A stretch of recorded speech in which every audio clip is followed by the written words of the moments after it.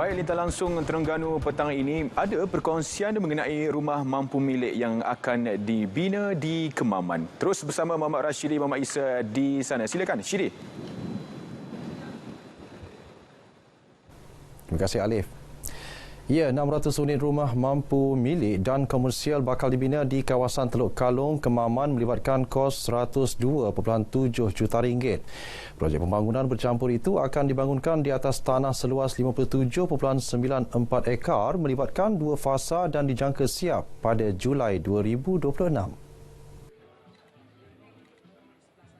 Menteri Besar Datuk Seri Dr. Ahmad Samsuri Mohtar berkata pembinaan 484 unit rumah jenis A dan B itu juga mengambil kira risiko banjir bagi menjamin kediaman berkenaan selamat dan siap mengikut tempoh ditetapkan.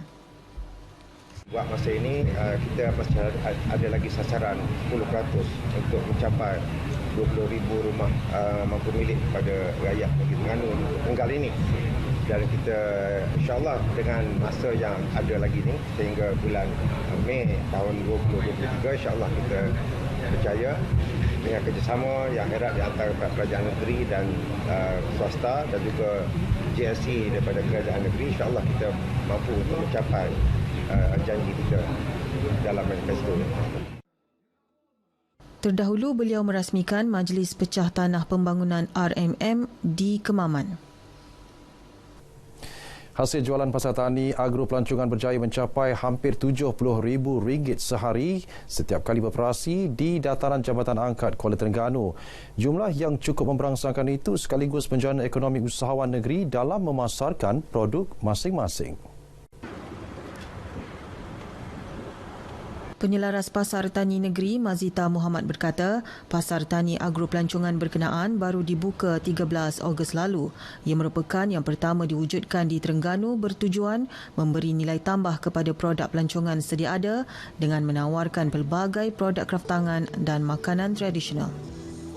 Alhamdulillah sangat membantu kepada usahawan-usahawan kita di Terengganu untuk memperkenalkan produk-produk dasar negeri Terengganu itu sendirilah, dapat menjana ekonomi kepada usahawan dan juga menjana ekonomi negeri Terengganu. So kelainan dia adalah kita juga ada tarikan kepada pengunjung seperti persembahan-persembahan daripada basking itu sendiri dan ruang-ruangan makan untuk kita orang kata berhadapan dengan Jambatan Dorobris itu sendiri. Pasar Tani berkonsepkan pelancongan ini dikendalikan sepenuhnya Lembaga Pemasaran Pertanian Persekutuan Fama dan bakal dirasmikan Sabtu ini. Semua pengurusan jabatan dan agensi di seluruh negeri diminta mengadakan pemeriksaan sistem pendawaian secara berkala khususnya bagi bangunan berusia lebih 20 tahun. Langkah itu bagi mengekang insiden seperti kebakaran berlaku di premis milik kerajaan.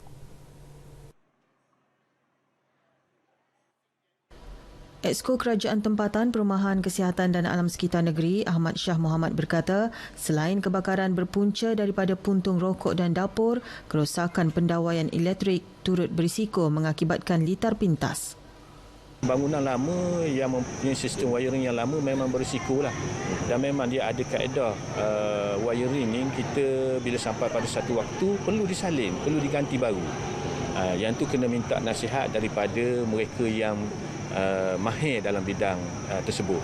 Saya yakinlah maknanya pihak pengurusan maklum benda ni, cuma buat tak buat aja. Jadi perlu kepada suatu pemerhatian yang serius lah. Beliau berkata demikian selepas menyempurnakan Majlis Pelepasan Kayuhan Merdeka Anjuran Jabatan Pendidikan Negeri JPNT di Kuala Terengganu. Seramai 200 peserta terlibat berkayuh sejauh 20 km menerusi 10 destinasi sekolah di Kuala Terengganu dan Kuala Nerus. Sementara itu, pengarah JPNT Abdul Muingah menerusi kenyataan menyebut 186 buah sekolah akan dijadikan pusat pemindahan sementara PPS jika banjir berlaku penghujung tahun ini. Daripada jumlah itu, sebanyak 156 melibatkan sekolah rendah, 23 sekolah menengah dan 7 sekolah agama. Kesemua bangunan sekolah yang akan dijadikan sebagai PPS tersebut boleh menampung kira-kira 74,580 penduduk terjejas banjir.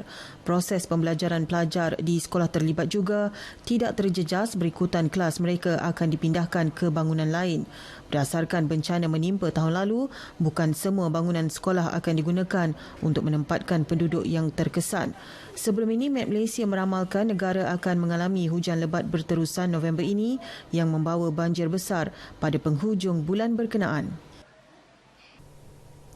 Laporan itu mengakhiri perkembangan dari Terengganu. Saya Muhammad Rashidi. Salam keluarga Malaysia dan kembali ke Angkasa Puri bersama Alif. Ya, terima kasih Syidi.